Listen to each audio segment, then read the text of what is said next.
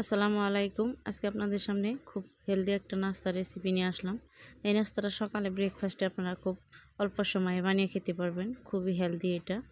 তো প্রথমে আটা নিলাম আমি হাফ বাটি, তারপরে পেঁয়াজ কুচি, কাঁচামরিচ কুচি, ধনে কুচি আর দিয়ে দিছি একটা ডিম। তো দিয়ে তারপর পরিমাণ মতো একটু হলুদ আর অল্প লবণ দিয়ে দিব। এরপর আমি এখানে অল্প অল্প করে পানি অ্যাড করব। পানি অল্প অল্প করে দিব আর এভাবে মিশিয়ে নিব। আমি একসাথেই সব পানি দিব না, অল্প অল্প করে পানি দিব আর এটা ভালো করে মিশিয়ে নিব। তো এভাবে করে আমি এটা একটা পাতলা ব্যাটার বানিয়ে নিব। এভাবে মিশাতে মিশাতে দেখুন এরকম একটা পাতলা ব্যাটার হয়ে গেছে। তো ব্যাটারটা কীরকম পাতলা আপনাদেরকে দেখিয়ে দিছি। দেখুন এরকম পাতলা করে এটা বানিয়ে নিলাম। তারপর আরও একটা ডিম আমি এখানে ফেটিয়ে নিলাম। ডিমের মধ্যে আবার একটু লবণ আর অল্প একটু হলুদ দিয়ে দিলাম। তো এটাও আবার একটু ভালো করে ফেটিয়ে নিব।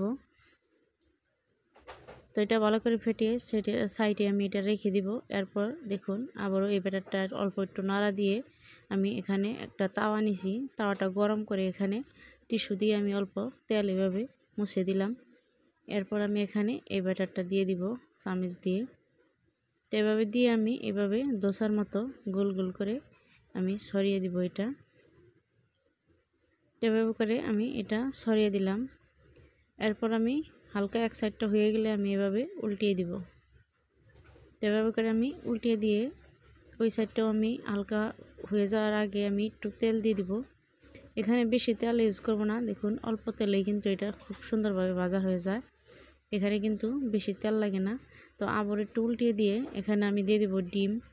তো আমি ফেটিয়ে রাখা ডিমটা 1 চামচ পরিমাণ উপরে এইভাবে দিয়ে দিলাম।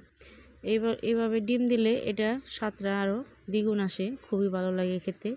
তো দেখুন এভাবে অল্প দিয়ে আমি একটা সাইড যখন ভালোভাবে হয়ে যাবে এভাবে উল্টিয়ে পাল্টিয়ে আরও কিছুক্ষণ ভেজে নিব।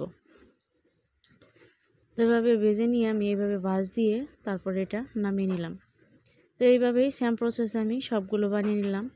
দেখুন এগুলো কতটা সুন্দর হয়েছে, কতটা লোভনীয় আর খেতেও কিন্তু খুবই মজার হয়। এগুলো সবাই কিন্তু এগুলো পছন্দ করে।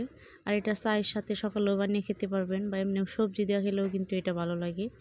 তো এই ভিডিওটা আপনাদের ভালো লাগলে লাইক, কমেন্ট এবং শেয়ার করে যাবেন আর সাথে একটা ফলো দিয়ে যাবেন। ভালো থাকেন, সুস্থ থাকেন। আল্লাহ হাফেজ।